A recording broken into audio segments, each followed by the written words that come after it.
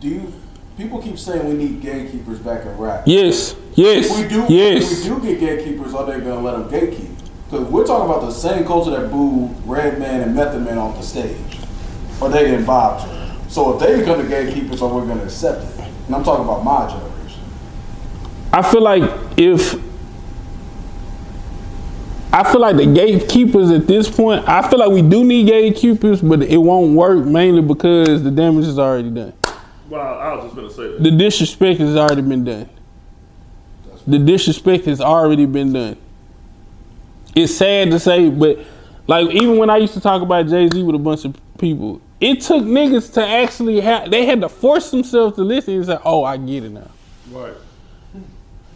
Why do I have to force you into some shit that I don't have to force you. You had to force yourself to listen to shit that you want to be a part of. You have to know your history. If you play basketball, like you played basketball, yeah. I guarantee if I ask you who won the past 10 years, the NBA finals for the past 10 years, you can say that shit right off the top of your head. Right. Yeah. Exactly. You can tell me who got drafted number one in 1988. Right. Because you know your history. Why you can't do that with hip hop? Hip hop ain't just music. It's a literal culture, bro. Like, respect it as such. Because right now, niggas is not respecting hip hop. They not. And it's gonna die. And I hate to say that shit. That's why I ain't gonna lie to you, all right, let me see how this shit work out. And that's the bad thing, because if you look at Guns N' Roses, Rolling Stone, YouTuber, they can still do world tours and have every audience. You don't see young kids disrespecting the older legends of rock and roll and shit like that. Nah. You know what I'm saying? It's like in hip hop. And like I teach you about all the time, like how you feel about Rakim in the 80s. You know what I'm saying? It because of with the mindset like that, it's like, oh, this era, they not good because they can't, like, no, like they are. It's a perfect example. I do this with TV shows, right? I love Stranger Things. I never really watched Game of Thrones, right? But Game of Thrones is so big, I have no other choice but to be like, man, look, I respect that show. I'm not gonna say nothing bad because everybody loves that show so much, right? And it's like in sports. I haven't seen Bill Russell and all of them live. I wasn't born, but they so revered. I have no other choice but to respect the Babe Ruths, the Wilt Chamberlains, Jesse Owens, and like it's those things. So in rap, we're in hip hop. Like I always say, motherfuckers think the shit started when Wayne started rapping.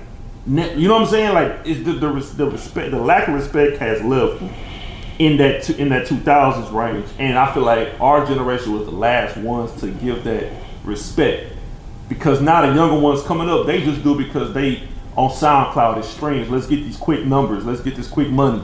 You know what I'm saying? Well, I feel like and you know, not giving yourself the knowledge and studying hip hop. I feel like not only that, the narrative it's been dragged for so long of what hip hop is for the past.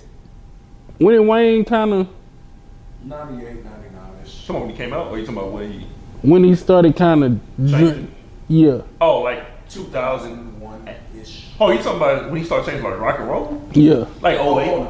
Yeah, 08, 09. Okay. Around that time, I feel like hip hop kind of took a drastic turn. It was still hip hop because hip hop always had the circus. I call it the circus because the hits that come here and there, that be like, man, what the fuck is this? But it became the Lil Pumps, the Lil Yachty's, the Lil Lils. It became all of those things, and now people look at hip hop as it's that, and it's not.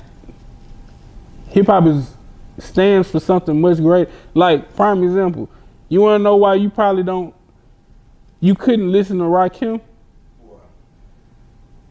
Rakim during that time when the albums that you were listening to, the 5%ers. So now you gotta understand what the 5%ers stood for, so you can understand the lyrics that he's saying. This shit ain't just plug and play. You have to know your shit to understand what exactly is going on.